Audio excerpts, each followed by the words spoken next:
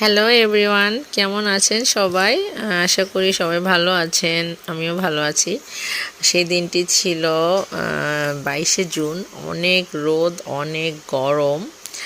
আমরা একটা পার্কে আসছি ওখানে খেলাধুলা করার জন্য। এত পরিমাণে গরম, ভাবলাম বাইরে আসলে একটু ভালো লাগবে, বাট এত গরম পার্কেও আর বেশিক্ষণ ভালো লাগছিল না। বাট সে তো খুব খেলা নিয়ে ব্যস্ত। মাঝে মাঝে ভাবি বাংলাদেশে এত গরম আমি কিভাবে সহ্য করেছি, এখানে এসে গরম সহ্যই হচ্ছে না। এই কথাটা শুনে হয়তোবা অনেকে অনেক কিছু ভাবতে পারেন, বাট আমি নিজেই আসলে অনেক অবাক হয়ে যাই।